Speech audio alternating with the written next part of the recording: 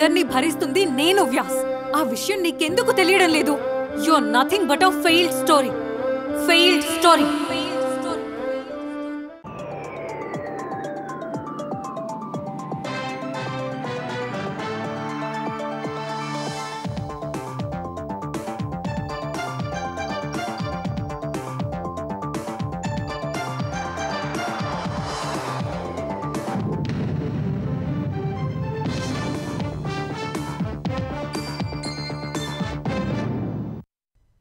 నమస్కారం, ETV news కి స్వాగతం. ముందుగా ముఖ్యాంశాలు. కడపలో మహానాడు సూపర్ హిట్. చంద్రబాబు ప్రకటన. రాయలసీమను ఏపీకి మణిహారంగా అభివృద్ధి చేస్తామని హామీ.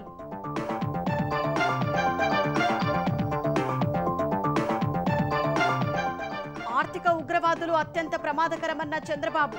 మరోసారి వైకుంఠపాలి ఆడొద్దని ఏపీ ప్రజలకు సీఎం పిలుపు.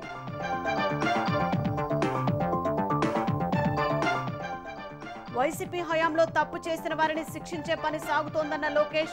రెడ్ బుక్ లో పేర్లు ఉన్న ఎవరిని వదలబోమని వెల్లడి.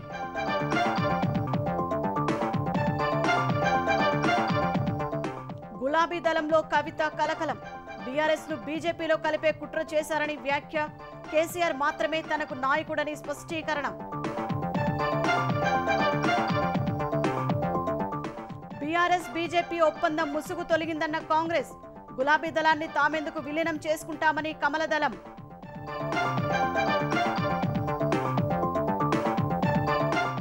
అమెరికాకు తలొగ్గి పాక్తో యుద్ధం ఆపారన్న రేవంత్. వీరతిలకం దిద్ది పంపితే మధ్యలోనే వెనక్కి వచ్చారని మోదీపై విమర్శ.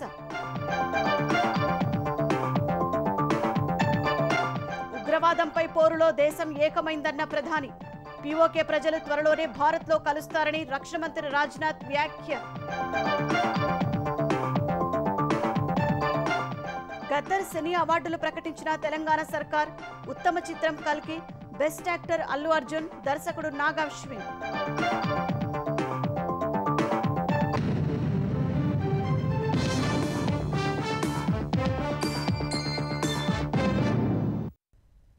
ఆంధ్రప్రదేశ్లో వైకుంఠపాలి చేయొద్దని తెలుగుదేశం పార్టీ అధినేత ముఖ్యమంత్రి చంద్రబాబు ప్రజలకు పిలుపునిచ్చారు. రాయలసీమను రాష్ట్రానికి మణిహారంగా అభివృద్ధి చేస్తామని స్పష్టం చేశారు. యువత భవిష్యత్తు కోసమే కూటమి ప్రభుత్వం పనిచేస్తోందని వెల్లడించారు. దేశానికి టెర్రరిస్టుల వల్ల ఎంత ప్రమాదమో రాష్ట్రానికి ఆర్థిక ఉగ్రవాదుల వల్ల అంతే ప్రమాదమని వ్యాఖ్యానించారు. వచ్చే మహానాడు నాటికి ప్రజల భూ సమస్యలని పరిష్కరిస్తామని హామీ ఇచ్చారు. కడప గడపలో నిర్వహించిన Telugu Desam party Mahanadu super hit అయిందని ఆ పార్టీ అధినేత ముఖ్యమంత్రి చంద్రబాబు అన్నారు. మహానాడు చివరి రోజైన ఇవాళ కడప శివారులోని చెర్లోపల్లిలో భారీ బహిరంగ సభ నిర్వహించారు. ప్రాంగణానికి వచ్చిన అధినేత చంద్రబాబు అశేష జనవాహినికి అభివాదం చేశారు. సభపై ఉన్న నేతలను పేరు పేరునా పలకరించారు. యువనేత లోకేష్ కూడా వచ్చిన వారిని ఆప్యాయంగా పలకరించారు. చంద్రబాబును చూసి కొందరు నేతలు భావోద్వేగానికి గురయ్యారు. వారిని అధినేత సముదాయించారు. అనంతరం మహానాడు వేదికపై ఎన్టీఆర్ విగ్రహానికి అధినేత చంద్రబాబు, పార్టీ నేతలు నివాళులర్పించారు. తరువాత సభలో మాట్లాడిన చంద్రబాబు ప్రజల జీవితాల్లో మార్పు తెచ్చేందుకే తెలుగుదేశం పార్టీ పుట్టిందని చెప్పారు. రాయలసీమ గర్జన రాష్ట్రమంతా మారుమోగాలన్నారు. ఇప్పటికే కడపలోని 10 అసెంబ్లీ స్థానాల్లో 7 గెలిచి సత్తా చాటామని, 2029 ఎన్నికల్లో క్లీన్ స్వీప్ చేయాలని శ్రేణులకు పిలుపునిచ్చారు. రాయలసీమ అభివృద్ధికి బ్లూ ప్రింట్ను ప్రకటించారు. రాయలసీమ బిడ్డగా చెబుతున్నా, ఎడ్యుకేషన్ సంస్థలు, irrigation, horticulture, green energy, tourism, హైవేలు, పారిశ్రామిక కారిడార్లు, ఇండస్ట్రియల్ నోడుతో రాయలసీమను ఏం చేయాలనో ఒక పక్కా ప్రణాళిక ఉంది. కర్నూలుకి హైకోర్టు బెంచ్ తప్పకుండా వస్తుంది. 12వ తారీఖు లోపల కడపలో రాయలసీమ స్టీల్ ప్లాంట్ ప్రారంభం అవుతుందని హామీ ఇస్తున్నా. పోలవరం బనకచెర్ల పూర్తి చేయాలి. గాలేరు నగిరి కడప వరకు తీసుకురావడానికి 1000 కోట్లు అవుతుంది. ఈ సంవత్సరమే ప్రారంభిస్తాం. రాయలసీమ రాబోయే రోజుల్లో రాళ్లసీమ కాదు, పేదరికం ఉండదు. రాష్ట్రానికి ఒక మణిహారంగా తయారు చేసే బాధ్యత నాది. రాష్ట్రాన్ని గ్లోబల్ హబ్ గా తీర్చిదిద్దుతామని స్పష్టం చేశారు. ఆపరేషన్ క్లీన్ పాలిటిక్స్ తో ఆర్థిక ఉగ్రవాదుల గుండెల్లో నిద్రపోతామని చంద్రబాబు హెచ్చరించారు. దేశానికి టెర్రరిస్టుల వల్ల చాలా నష్టం. అదే సమయంలో ఆర్థిక ఉగ్రవాదుల వల్ల కూడా అంతే నష్టం. అడవులు ఆక్రమించి ఎస్టేట్లు నిర్మించుకుంటారు, కొండల్ని మింగేస్తారు, చెరువుల్ని చెరబడతారు, ప్యాలెస్ల నుంచి ఎస్టేట్ల వరకు అక్రమ సామ్రాజ్యాన్ని నిర్మించుకున్నారు. ఆపరేషన్ క్లీన్ పాలిటిక్స్ తో పాజిటివ్ ప్రోగ్రెస్ పాలిటిక్స్ కు నాంది పలకదాం. ఆర్థిక ఉగ్రవాదులు ఉన్నారో వాళ్ళ గుండెల పైన రైళ్లు పరిగెత్తే విధంగా చేసే బాధ్యత నాదని మరొకసారి మీ అందరికీ హామీ ఇస్తున్నా. రాబోయే మహానాడుకి భూ సమస్యలు పూర్తిగా పరిష్కారం చేసి మీకు అండగా నేనుంటానని మరొకసారి హామీ ఇస్తున్నాను. సామాజిక న్యాయం, సోషల్ రీఇంజనీరింగ్ చేస్తున్న ఏకైక పార్టీ టీడీపీనే అని చంద్రబాబు చెప్పారు. యువతే తన బలం, యువతపైనే తన ఆశలు పెట్టుకున్నట్లు తెలిపారు. చాలా మంది అన్నారు మీ రాష్ట్రంలో ఒక భూతం ఉంది, మేము రావాలంటే భయం ఉందంటే ఆ భూతాన్ని శాశ్వతంగా భూస్థాపితం చేస్తున్నాం. స్వేచ్ఛగా మీరు రండి, మీకు అండగా ఉంటారని హామీ ఇచ్చాను. మళ్ళీ చెప్తున్నా, I'm with you, I'm with youth. యువతే నా బలం, యువత మీదనే నా ఆశలు. మీరందరూ కూడా కష్టపడండి. మిమ్మల్ని పైకి తీసుకొచ్చే బాధ్యత నాది నాది నాదని మరొకసారి హామీ ఇస్తున్నా. వైకుంఠపాళి ఆటల రాష్ట్రం కాకూడదంటే కూటమి ప్రభుత్వం అధికారంలో కొనసాగాలని చంద్రబాబు అన్నారు. మంచి పాలన కొనసాగాలి. అభివృద్ధి అనేది వైకుంఠపాడి కాకూడదు. తమ్ముళ్ళు అర్థం చేసుకోండి. పైకి ఎక్కడం మళ్ళా కిందికి పడడం అవసరమా ఈ రాష్ట్రానికని మిమ్మల్ని అడుగుతున్నా. వైకుంఠపాడి చేస్తారా అని మిమ్మల్ని అడుగుతున్నా. మంచి పాలన గాని మనం చేసుకుంటూ పోతే వండర్ఫుల్ గా చేయడానికి అవకాశం ఉంటుంది. జూన్ 21న విశాఖలో అంతర్జాతీయ యోగా దినోత్సవం నిర్వహణ ద్వారా ప్రపంచ రికార్డు సృష్టిద్దామని చంద్రబాబు తెలిపారు. తెలుగుదేశం పార్టీని లేకుండా చేస్తామన్న వారు పార్టీ కార్యాలయానికి టూలెట్ బోర్డు పెట్టుకున్నారని, అడ్రస్ లేకుండా పోయారని ఆ పార్టీ జాతీయ ప్రధాన కార్యదర్శి మంత్రి నారా లోకేష్ అన్నారు. మహానాడు బహిరంగ సభలో మాట్లాడిన లోకేష్ ఏ తప్పు చేయకుండా వైసీపీ హయాంలో చంద్రబాబును జైలులో పెట్టారని ధ్వజమెత్తారు. చంద్రబాబును జైల్లో పెట్టిన నేతను ప్రజల ప్యాలెస్ కు పరిమితం చేశారని తెలిపారు. అభివృద్ధి వికేంద్రీకరణ తెలుగుదేశం అజెండా అని స్పష్టం చేశారు. గత ప్రభుత్వం ఏపీని అప్పుల ప్రదేశ్గా మార్చిందని, కొత్త పరిశ్రమలు తీసుకురాకపోగా పక్క రాష్ట్రానికి పంపారని మండిపడ్డారు. రాష్ట్రాన్ని కాపాడుకునేందుకే కూటమి ఏర్పడిందని, ప్రజలు కూటమిని ఆశీర్వదిస్తే ప్రజాప్రభుత్వం ఏర్పడిందన్నారు. తప్పు చేసిన వారిని శిక్షించే పని రెడ్ బుక్ చేసుకుపోతోందని లోకేష్ స్పష్టం చేశారు. ప్రజలకు దగ్గర అవ్వాలి. అహంకారం, ఈగో పక్కన పెట్టుకోవాలి.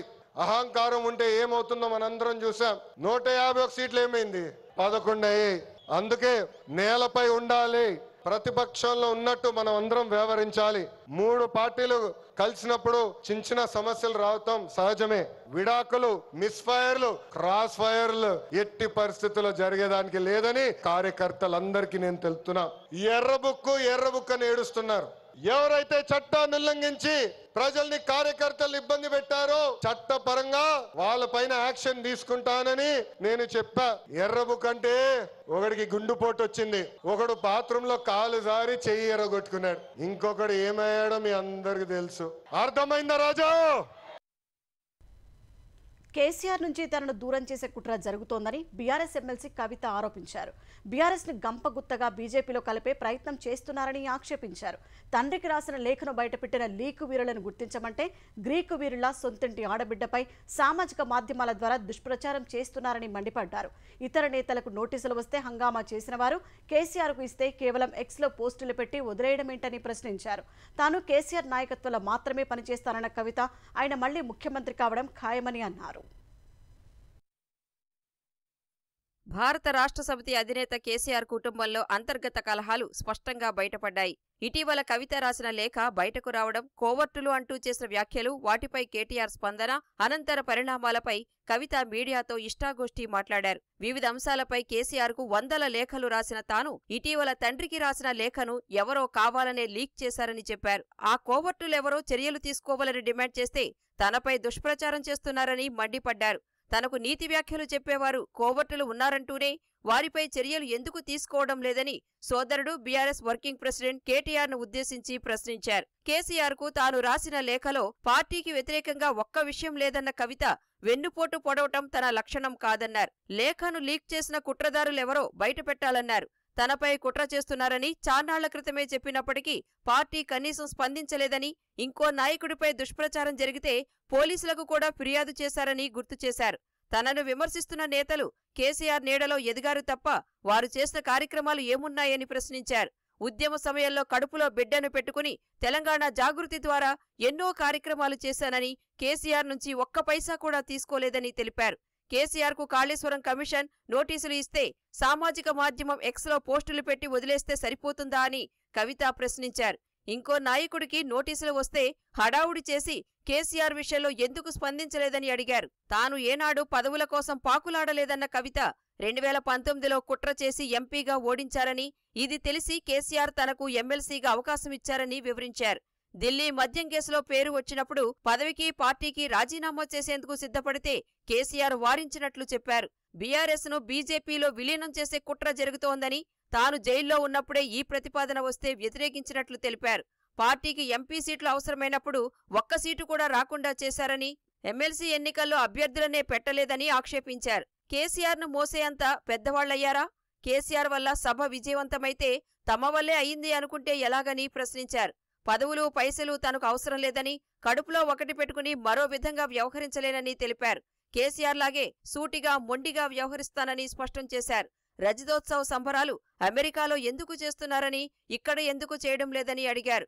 బీఆర్ఎస్లో కేసీఆర్ మాత్రమే తనకు నాయకుడని, ఆయన నాయకత్వంలోనే పనిచేస్తానని చెప్పారు. వర్కింగ్ ప్రెసిడెంట్కు ఇవ్వాల్సిన ప్రోటోకాల్ గౌరవం ఉంటుందన్నారు. తనను కుటుంబానికి దూరం చేసే ప్రయత్నం చేస్తున్నారని కవిత ఆరోపించారు. తండ్రిని కుటుంబాన్ని వదిలి ఎందుకు వెళతానని ప్రశ్నించారు.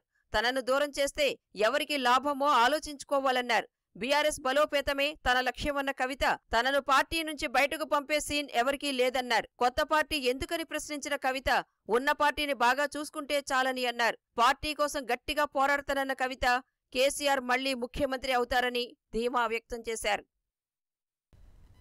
కవిత వ్యాఖ్యలతో బీజేపీ బీఆర్ఎస్ చీకటి ఒప్పందం ముసుగు తొలగిపోయిందని ప్రభుత్వ విప్ ఆది శ్రీనివాస్ అన్నారు. సీఎం రేవంత్ రెడ్డి కూడా ఈ విషయాన్ని ఎప్పటి నుంచో చెబుతున్నారని గుర్తు చేశారు. కుటుంబాన్ని చక్కదిద్దుకోలేని కేటీఆర్ ఏదో మాట్లాడుతున్నారని విమర్శించారు. బీజేపీతో డీల్ పైన కార్యకర్తలకు బీఆర్ఎస్ సమాధానం చెప్పాలన్నారు. కవిత ప్రశ్నలకు కేసీఆర్, కేటీఆర్ సమాధానం చెప్పాలని ఆది శ్రీనివాస్ డిమాండ్ చేశారు. అటు తెలంగాణలో ప్రజాపాలన అందిస్తున్న కాంగ్రెస్ పార్టీకి ఎమ్మెల్సీ కవిత అవసరం లేదని భువనగిరి ఎంపీ చామల కిరణ్ కుమార్ రెడ్డి అన్నారు. కవితను లిక్కర్ కేసు నుంచి బయటపడేసేందుకు బీజేపీకి మద్దతు ఇచ్చారని చెప్పారు. ఎమ్మెల్సీ ఎన్నికల్లోని బీజేపీకే బీఆర్ఎస్ మద్దతు ఇచ్చిందన్నారు. బీఆర్ఎస్లో దయ్యాలు ఎవరో కవిత చిత్తశుద్ధితో చెప్పాలన్నారు. కేసీఆర్ ఒక్కలే లీడర్ అని చెప్పడంలో ఆంతర్యం ఏంటని ఎంపీ డిమాండ్ చేశారు.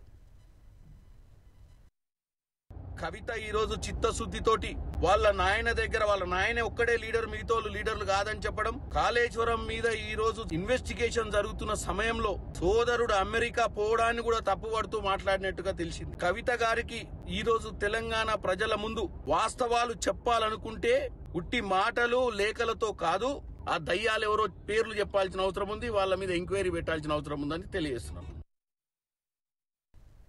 బీఆర్ఎస్ను బీజేపీ ఎందుకు విలీనం చేసుకుంటుందని మల్కాజ్గిరి ఎంపీ ఈటెల రాజేందర్ ప్రశ్నించారు. బీజేపీ స్టేట్ ఫైట్ తప్ప స్ట్రీట్ ఫైట్ చేయదని తెలిపారు. 10 ఏళ్లు కేసీఆర్ను నమ్మి మోసపోయిన ప్రజలు మరోసారి కాంగ్రెస్ను నమ్మి మోసపోయారని ఈటెల వ్యాఖ్యానించారు. అప్పుల నుంచి తెలంగాణ బయటపడాలంటే బీజేపీ అధికారంలోకి రావాలన్నారు. తెలంగాణలో ఎవరూ కొత్త పార్టీ పెట్టారన్న ఈటెల తెలంగాణ ఉద్యమకారులను కవిత కలవడం నేరం కాదని వెల్లడించారు.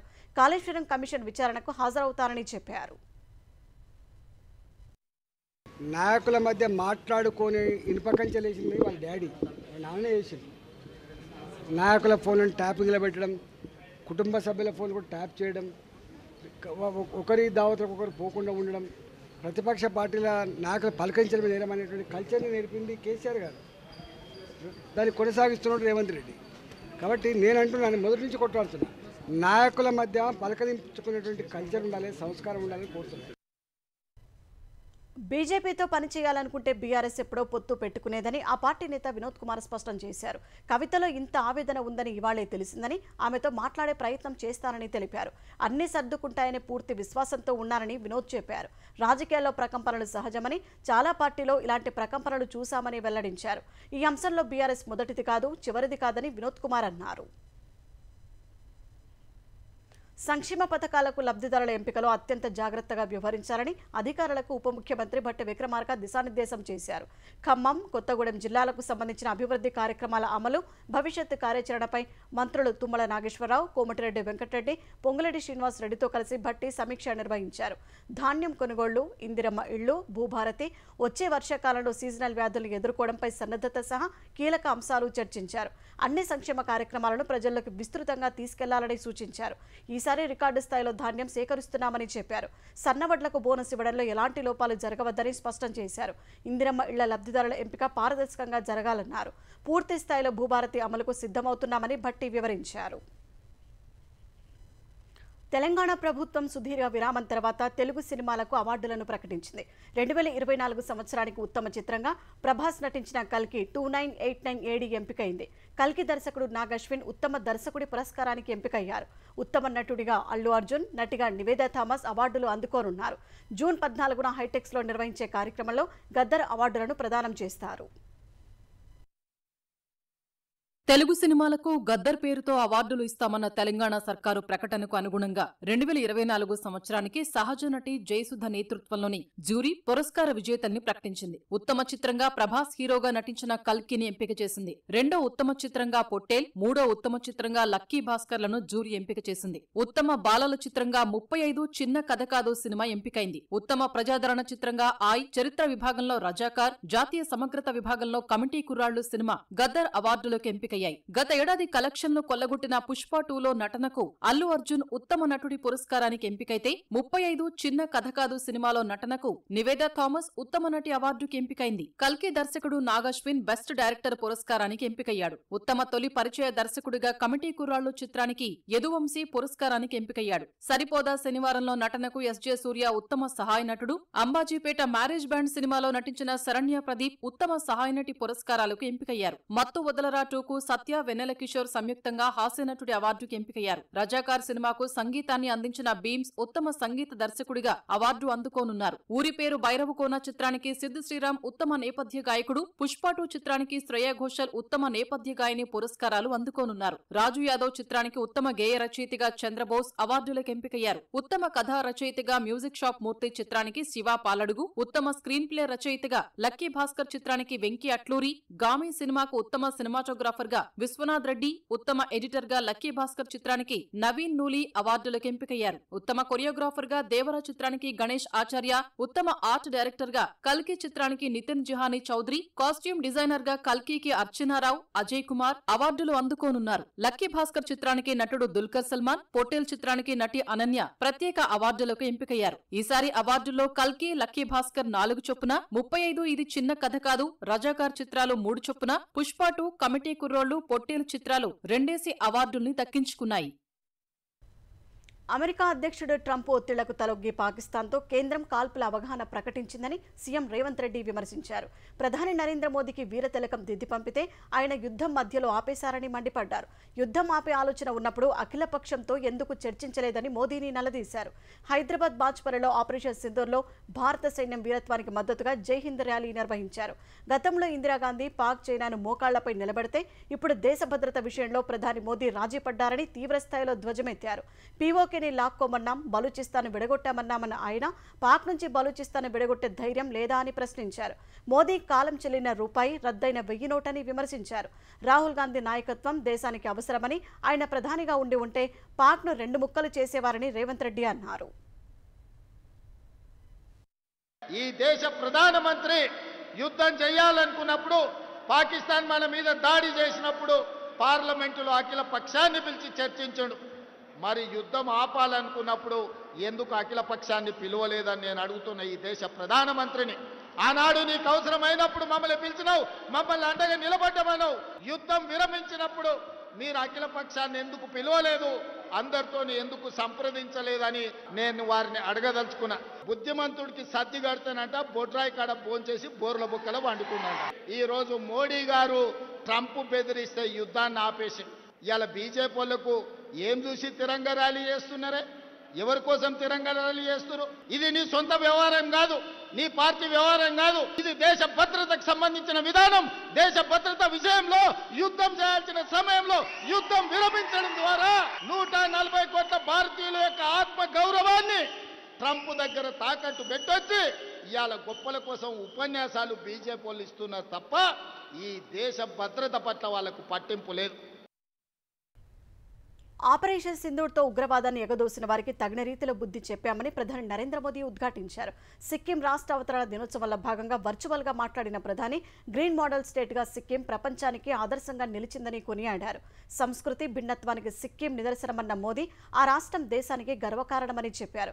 పహల్గాంలో జరిగిన ఉగ్రదాడి మానవత్వంపై చేసిన దాడి అని, ఉగ్రవాదంపై పోరాటంలో దేశం ఒక తాటిపైకి వచ్చిందని ప్రధాని చెప్పారు.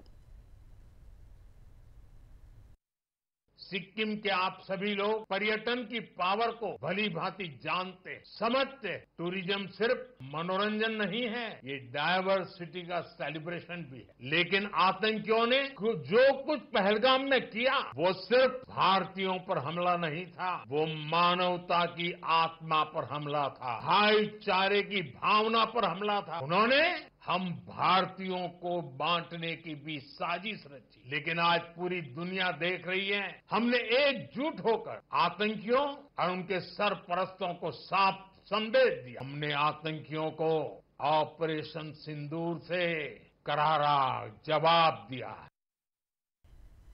పాకిస్తాన్ ఆక్రమిత కశ్మీర్లోని ప్రజలు త్వరలోనే భారత్లో కలిసిపోతారని రక్షణ మంత్రి రాజ్నాథ్ సింగ్ అన్నారు. పీఓకే ప్రజలు భారతీయ కుటుంబంలో భాగమన్న రాజ్నాథ్ త్వరలోనే వారు భారత్లో కలిసిపోయి సగర్వంగా భారతీయులమని చెప్పుకుంటారని విశ్వాసం వ్యక్తం చేశారు. ఢిల్లీలో జరుగుతున్న సిఐఏ బిజినెస్ సమ్మిట్లో పాల్గొన్న రాజ్నాథ్ 10 ఏళ్ల క్రితం భారత రక్షణ ఉత్పత్తుల ఎగుమతులు 1000 కోట్ల రూపాయలు ఉంటే ఇప్పుడు 23,500 కోట్లకు పెరిగినట్టు తెలిపారు. ఆపరేషన్ సింధూర్ సమయంలో స్వదేశీ ఆయుధ వ్యవస్థలు ప్రదర్శించిన సామర్థ్యం ప్రపంచాన్ని ఆశ్చర్యపరిచిందన్నారు. పెంచి పోషించిన ఉగ్రవాదం వల్ల పాకిస్తాన్ ఇప్పుడు మూల్యం చెల్లించుకుంటోందన్న రాజ్నాథ్ పీఓకేలోని ప్రజలు వాస్తవ పరిస్థితులు గమనిస్తున్నారని అన్నారు. త్వరలోనే వారు భారత్లో కలుస్తారని రాజ్నాథ్ విశ్వాసం వ్యక్తం చేశారు. భారత వాయుసేన అధిపతి air chief marshal AP Singh సంచలన వ్యాఖ్యలు చేశారు. నిర్దేశిత గడువులోగా ఆయుధ వ్యవస్థల తయారీ సరఫరా చేయకపోవడం ఇంకా సమస్యగానే ఉందని పేర్కొన్నారు.